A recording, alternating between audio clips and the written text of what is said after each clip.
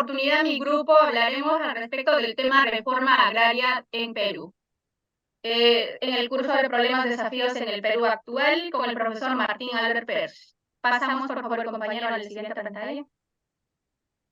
Los integrantes, mi compañera Fanny, Moisés, Alfredo, Frank y mi persona. Pasamos.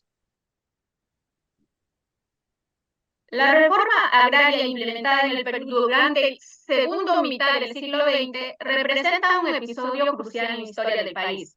A lo largo de las décadas de 1930 a 1990, esta política generó un impacto significativo en la política económica, la sociedad peruana. Si bien algunos han elogiado como una medida que buscaba corregir desigualdades, es esencial analizar críticamente sus efectos a lo largo del tiempo. En esta exposición exploraremos por qué la reforma agraria no fue beneficiosa desde un punto de vista política, económica y social, y como sus consecuencias han perdurado en la conformación del Perú de hoy. Paso a mi compañero Frank. Desde el punto de vista político, la reforma agraria puede haber empoderado a comunidades rurales, pero su implementación fue acompañada de conflictos y tensiones que persisten en la política peruana. Económicamente, la política de redistribución de tierras afectó la producción agrícola y planteó desafíos a largo plazo para la economía. Una pregunta que pusimos en la introducción fue, ¿qué entendemos por reforma agraria? Nosotros entendemos que es un análisis que subyace una hipótesis cuya validez se pretende comprobar por un mundo agrario que hay una estrecha relación entre el régimen de explotación de propiedades hacia la tierra. Paso a mi compañero sobre el desarrollo. Dentro del aspecto político, podemos opinar que la reforma agraria buscaba promover la justicia social y la equidad en el campo a través de la expropiación de grandes haciendas e industrias. Sin embargo, no se logró alcanzar dichos objetivos propuestos, ya que no fueron bien planificados y planteados, además del contexto problemático del que atravesaba en ese momento el país. En este caso, tenemos lo que vendría a ser la expropiación de tierras, que básicamente era la reestructuración del sistema de tenencia de tierras. Se privó a los hacendados de su propiedad, a los que tuviesen más de 50 hectáreas en la costa y 150 hectáreas en la sierra, bajo el lema "La tierra para quien la trabaja". Esta medida contribuyó a la caída de producción agrícola, que se vio agravada por las malas condiciones de vida y escasez de crédito, además del deficiente manejo administrativo de dichas tierras luego de haber sido expropiadas. Tenemos también la conformación de sindicatos y confederaciones. En este periodo se alentó la creación de dichos sindicatos y confederaciones por parte de trabajadores y campesinos, tales como la CGTP, la Confederación General de Trabajadores del Perú, entre obreros y empleados, y el Sindicato Unitario de Trabajadores de Educación del Perú, entre maestros.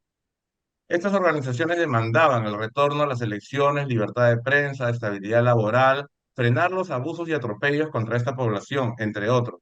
Pero lamentablemente estas organizaciones fueron perjudiciales para el Perú, ya que se transformaron en fuentes de poder político y social que permitieron la proliferación de conflictos y huelgas, ocasionando inestabilidad, caída de productividad y además empeoró la economía y creó tensión política. Por otro lado, tenemos la creación del Pacto Andino. Fue creado por 6 países en los que estaba Chile, Ecuador, Bolivia, Colombia, Venezuela y Perú. ¿Con qué fin? Con el fin de integrar sus mercados de bienes y hacer un programa de industrialización, limitando la influencia norteamericana. Este proceso igualmente fue perjudicial, sobre todo para los trabajadores rurales, cuyos bienes se vendían a precios bajísimos, controlados por las mismas autoridades.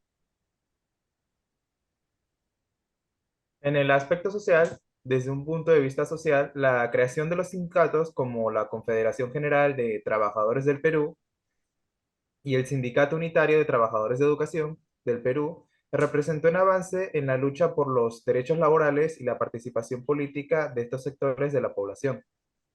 Demandaban elecciones libres, libertad de prensa y condiciones laborales más justas. Sin embargo, a medida que estas organizaciones ganaron poder político y social, también se convirtieron en actores influyentes en la escena política y social del país.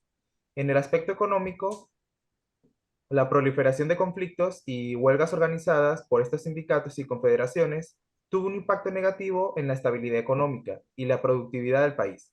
Las huelgas y conflictos laborales pueden interrumpir la producción y afectar la inversión extranjera, lo que a su vez puede debilitar la economía.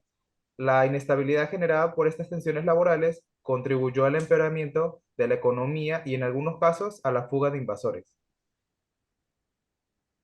Ahora le paso a las conclusiones. Bueno, con la conclusión que llegamos con todos mis compañeros, llegamos a la conclusión de que la reforma agraria en el Perú tuvo implicaciones negativas significativas en varios aspectos.